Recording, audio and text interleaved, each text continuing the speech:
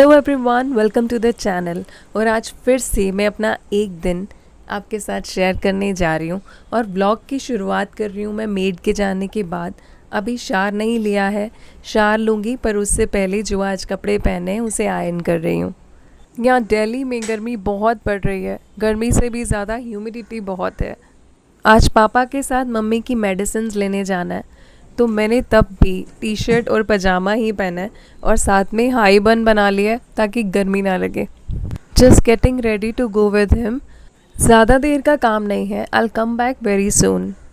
नन्हे ओजू से बचा के मैंने सारे कॉस्मेटिक्स को अपनी वार्डरोब में ही रखा हुआ है, तो कुछ भी अप्लाई करना पड़ता है, स्पेशली मुझे वार्डरोब खोलनी पड़ती है, पर तब भी एटलीस्ट वो सेफ़ है। बाहर चीज़ें पड़ी होती तो ओजू कब का उसने डैमेज कर चुका होता। बस थोड़ा सा मॉइस्चराइज़र अप्लाई करना है और थोड़ा सा सनस्क्रीन अप्लाई करूँगी और ज़्यादा कुछ भी नहीं कर रही हूँ। इतनी गर्मी पड़ रही है, कुछ फेस पर टिकता ही नहीं है। थोड़ा सा फ्रेगरेंस के लिए टैल्कम पाउडर डाला है and that's it for today.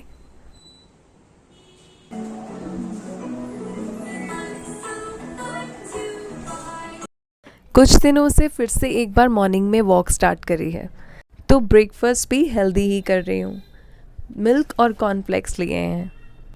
ओजू बिल्कुल मेरे सामने लेटा हुआ है और अपना मॉर्निंग में दूध ले रहा है और मैं उसके साथ उसकी नर्सरी राइम्स एंजॉय कर रही हूँ।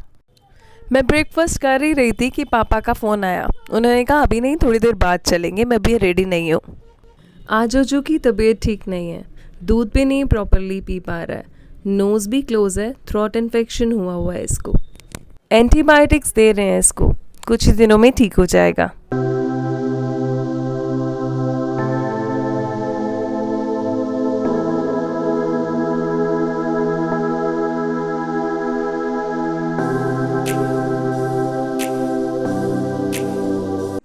पापा ने कहा कि अभी 10-15 मिनट मुझे लगेंगे रेडी होने में, और मैं कब से रेडी हो चुकी हूँ।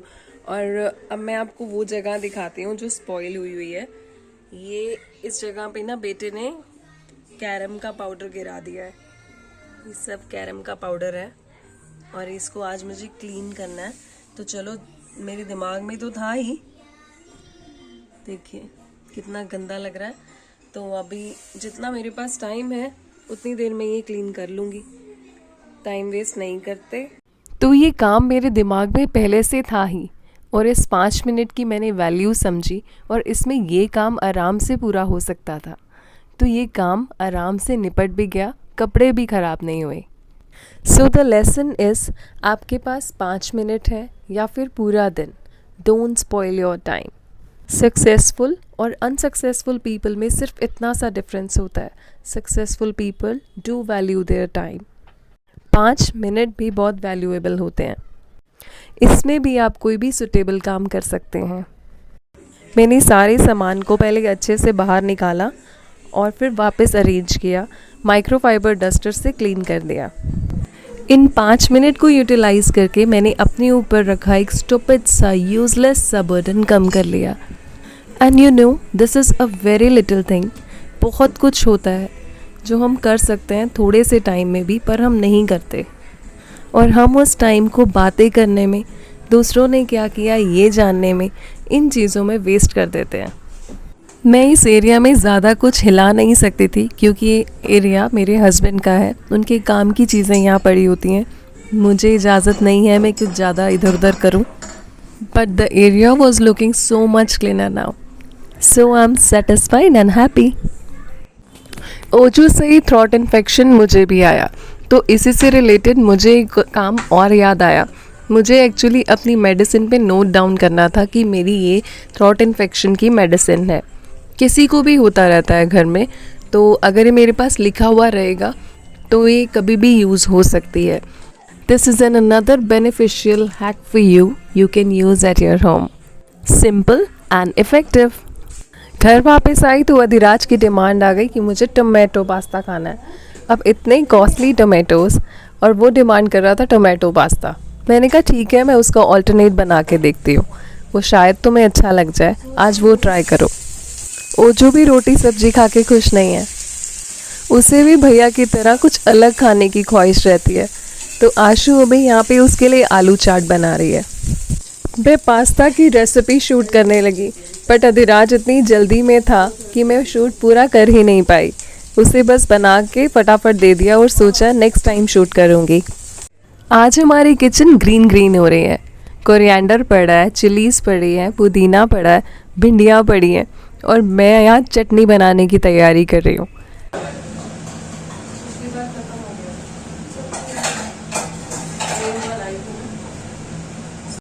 चटनी बनाते टाइम मुझे याद आया मेरे पास भुना जीरा तो है ही नहीं, लास्ट टाइम फिनिश हो गया था। तो थोड़ा सा जीरा रोस्ट कर रही हूँ, इसे पीस लूँगी और फिर बनेगी एक डिलीशियस सी चटनी। तो चटनी बनाने के लिए मैंने लिया थोड़ा सा धनिया और उससे आधे अमाउंट में लिया पुदीना। पुदीना आजकल हमारे अपने घर की खेती है, तो जितना थोड़ा थोड़ा उगरा होता है ना तो मम्मी उतार के ले आती है। थोड़ी थोड़ी चटनी बनाते हैं और जब फिनिश हो जाती है और बना लेते हैं। तो मैंने इसमें ऐड किए ग्रीन चिलीज़, थोड़ी स्पाइसी खाती हूँ, अच्छी लगती है मुझे। और इसमें डाले मैंने जिंजर और गार्लिक और डाला भुना जीरा और नमक और काला नमक और दही। चाहे तो अभी इसमें लेमन जूस ऐड कर सकते हैं, मैं अभी नहीं करूँगी, पहले इसकी खटास देख लूँगी जो थोड़ी सी दही की वजह से आ जाती है। लेटर ऑन मैं ऐड करूँगी इसमें लेमन जूस जितनी मुझे रिक्वायरमेंट होगी। बस इसे ग्राइंड किया और खोल के देखा इसकी कंसिस्टेंसी बहुत ही लिक्विडी थी, तो इसमें ऐड किया थोड़ी सी 2 चम्मच मलाई। बस अब इसे हल्का सा विस्क करेंगे, ज़्यादा नहीं करेंगे, क्योंकि अगर आप ज़्यादा इसे ग्राइंड करेंगे ना तो मलाई मक्खन बन जाएगी। मेरे साथ ये हो चुका है, इसीलिए बता रही हूँ। Remember this and also remember this कि खट्टी चीज़ों को ना हमेशा ग्लास जार में रखें। खट्टी चीज़ें ना मेटल के साथ रिएक्ट करती हैं और इनका टेस्ट चेंज हो जाता है। अब बनाएंगे हम आंवला की चटनी। हमारे पास बहुत सारे आंवला पड़े हैं, उन्हें भी तो यूज़ करना है। तो सबसे पहले मैंने एज़ यूजुअल लिया थोड़ा सा कोरिएंडर, उसके हाफ अमाउंट में लिया हमने पुदीना। पुदीना की क्वांटिटी में कम ही रखना पसंद करती हूँ, क्योंकि इससे ना चटनी का कलर चेंज हो जाता है, थोड़ा सा डार्क हो जाता है जो देखने में अच्छा नहीं लगता। अब इसमें डाला मैंने जिंजर गार्लिक और अनियंस। 1 अनियन डाला, जितने क्वांटिटी में मैंने धनिया और पुदीना लिया था उसके अकॉर्डिंग मैंने 1 अनियन लिया है। और खटास के लिए मैंने इसमें डाले आंवला, पहले से ही मैंने काट के साइड पे रखे हुए थे, तो अब ऐड कर दिए। इसमें ऐड कर दिया है थोड़ा सॉल्ट और खूब सारी हरी मिर्च, क्योंकि मुझे तो तीखा खाना पसंद है। अब इसमें थोड़ा सा पानी डाला और फिर इसे ग्राइंड कर दूंगी और मेरी मस्त सी आंवला चटनी रेडी हो जाएगी। डाइजेशन के लिए कितनी अच्छी होगी आप सोच ही सकते हैं। विटामिन सी का रिच सोर्स होता है आंवला, और मेरी सासू माँ कहती है सियानिया दा आख्या ते आंवला दा खादा बाद विच पता चलता है। सियाने मतलब समझदार बड़े बूढ़े लोग, उनका कहा गया हमें भुगतने के बाद ही पता चलता है कि उन्होंने हमें क्या समझाया था। और आंवला खाने के बाद पता चलता है आंवला का स्वाद। आंवला खाते वक्त तो हमें बहुत कड़वा लगता है, पर थोड़ी देर के बाद मुंह का टेस्ट बहुत अच्छा हो जाता है। तो बताइए, अच्छी कहावत है ना? मुझे तो सुनना बहुत अच्छा लगता है। तो मेरी 2 चटनी की बॉटल्स रेडी हो चुकी हैं। दही वाली चटनी स्टार्टर्स या स्नैक्स के साथ अच्छी लगती है, और ये आंवला वाली चटनी दाल चावल के साथ, रोटी के साथ, सबके साथ अच्छी लगती है। हमारे घर में खाना बनाने का डिपार्टमेंट मम्मा का है, पर अगर कुछ अलग से हट के खाने का मन करे तो वो काम हम खुद ही कर लेते हैं। कुछ हट के बनाते हैं तो खुद भी खाते हैं और सबको एंजॉय करवाते हैं। आज मम्मा ने पुलाव बनाया है और कटी हुई प्याज वाली भिंडी बनाई है।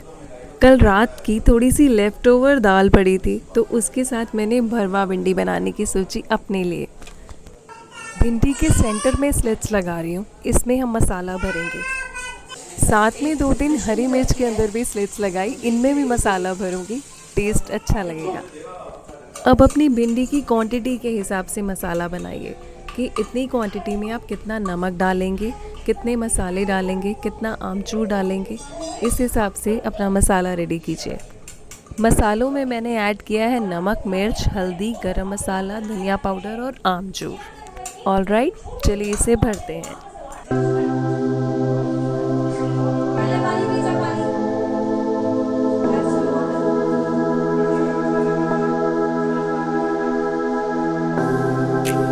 एक पैन में लेंगे मस्टर्ड ऑयल, उसे गरम कर लेंगे और अब मैंने उसमें ऐड किया हींग। ऑयल अच्छे से गरम हो जाएगा। अब इसमें ऐड करेंगे अपनी भरी हुई भिंडी। 1 मिनट तक इसे हाई फ्लेम पे पका लेंगे।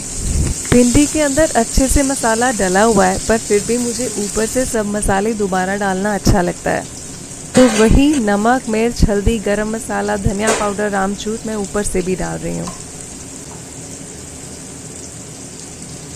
सारे मसाले ऐड करने के बाद बस ढककर इसे मीडियम आंच पर पका लेना है 5 मिनट के लिए, and that's it. Simple easy PG भिंडी इज़ रेडी। किसी भी दाल के साथ बहुत अच्छी लगती है। आजकल शॉप पर रोज़ बैठ रही हूँ, तो यहाँ पे भी एक डीप क्लीनिंग रूटीन सेट कर लिया है। रोज़ का थोड़ा थोड़ा पोर्शन कोई भी सेलेक्ट करके उसे क्लीन कर लेते हूँ। आजकल पता नहीं मौसम की वजह से या किस वजह से स्पाइडर वेब्स बहुत बन रहे हैं, तो कुछ ही दिन पहले मैंने हटाए थे, अब फिर देख रही हूँ फिर बहुत हो चुके हैं, तो आज उसे क्लीन करने का पूरा मन है।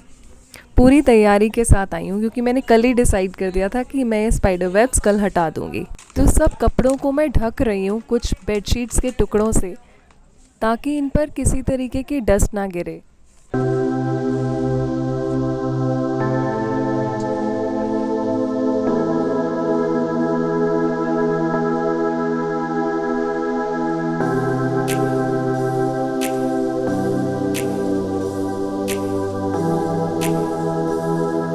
अभी 2 या 3 दिन पहले ही मैंने स्पाइडर वेब्स हटाए थे और अब फिर बन गए। 2 या 3 दिन में ही इतने बन जाते हैं। घरों में भी ऐसा ही होता है, शायद सीज़न ही कुछ ऐसा है। बस आज ये काम हो गया और अब बस ये शीट्स को वापस रिमूव कर रही हूँ, संभाल रही हूँ, नेक्स्ट टाइम फिर यूज़ हो जाएगी। बेडशीट्स की ऐसी कटिंग्स काट के मैंने इसी काम के लिए इसे शॉप पे ही रखा हुआ है। कई बार मौसम ख़राब होता है, मिट्टी उड़ती है, तो भी इन कपड़ों को मैं इन कपड़ों से ढक देती हूँ। ये छोटी छोटी बेडशीट्स की कटिंग कर रखी है, बहुत हेल्पफुल है मेरे लिए।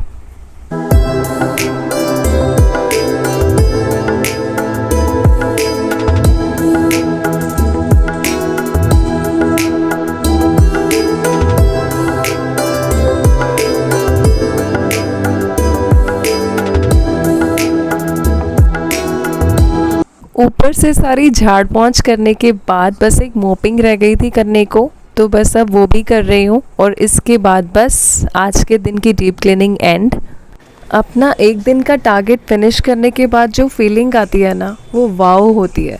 और जब आप डीप क्लीनिंग करने का रूटीन सेट कर लेते हो, तो आपको बहुत सारी चीज़ें दिखने लग जाती हैं कि ये भी तो गंदा हो रहा है, ये भी तो गंदा हो रहा है, इसको भी साफ़ कर लेते हैं। तो नेक्स्ट डे के लिए आपको पहले ही टारगेट मिल जाता है कि आपको नेक्स्ट डे क्या करना है।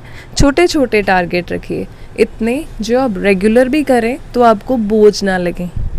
तो मैंने भी इसी वक्त सोच लिया कि कल मुझे क्या पूरा करना है। सोचा इसी वक्त इसको अपनी डायरी पर लिख लेती हूँ, तो लिख भी लूँगी। और सोचा कि आज अभी खाली हूँ तो रीडिंग भी कर लेती हूँ, पर रीडिंग नहीं की। मुझे एक्चुअली याद आ गया कि मुझे एडिटिंग करनी है और फटाफट से ये वीडियो आप तक पहुंचानी है। तो मेरे एफर्ट्स पे ध्यान दीजिएगा और प्लीज़ सब्सक्राइब नहीं किया है तो सब्सक्राइब कीजिएगा। Thank you so much and thank you for watching. And please stay connected because this connection really matters to me.